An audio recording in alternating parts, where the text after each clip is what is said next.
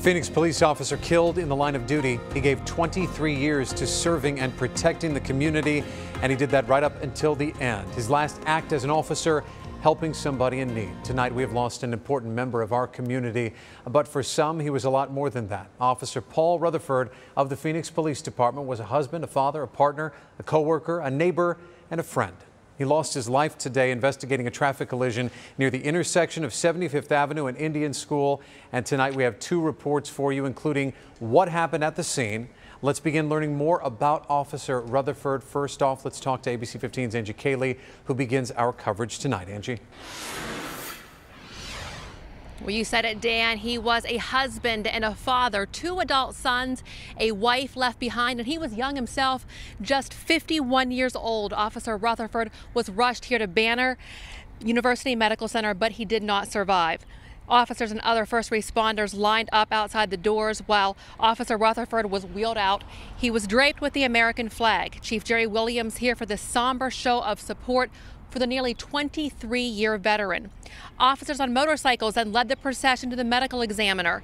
Officer Rutherford worked out of the Maryvale precinct, which is where the crash was, near Indian School and 75th Avenue. Officer Paul Rutherford served our department for almost 23 years. As you would imagine, his wife and adult sons are devastated, as a police department.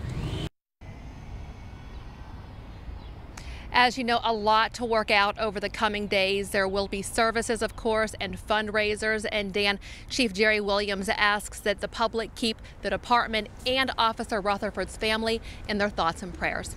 Back to you. And no doubt, Angie, we're going to hear more and more about what an amazing person he was, in addition to being a fantastic police officer. Thanks, Angie, for that.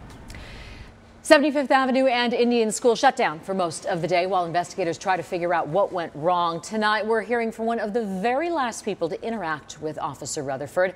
ABC 15's John Treeweiler at the scene for us tonight. John? Yeah, Faye, this was a tough day for all parties involved. You can get a live look at that scene.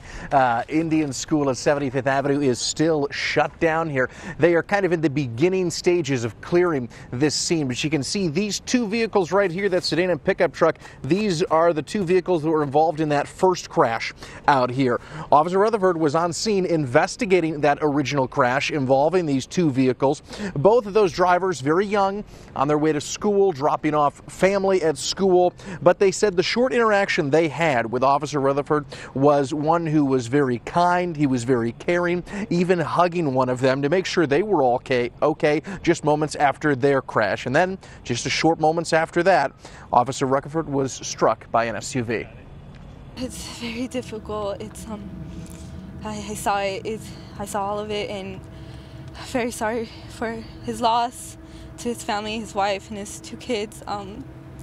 The time that I knew him, he was a really nice man.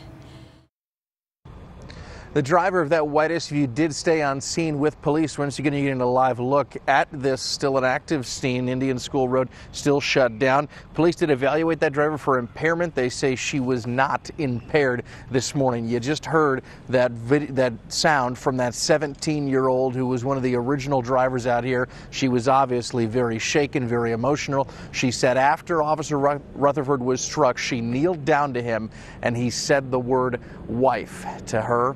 He did not say anything after that. We're live in Phoenix tonight. I'm John Treeweiler, ABC 15, Arizona. John, just a heartbreaking development. Thank you. Well, the tributes are now pouring in for Officer Rutherford. Governor Ducey joining many police departments all over the state, offering their condolences and thanking Officer Rutherford for his service. The governor ordering all flags at half staff tomorrow at all state buildings. In a statement, the governor said, quote, "This tragic incident proves yet another example of the dangers faced by law enforcement every day to keep us and our community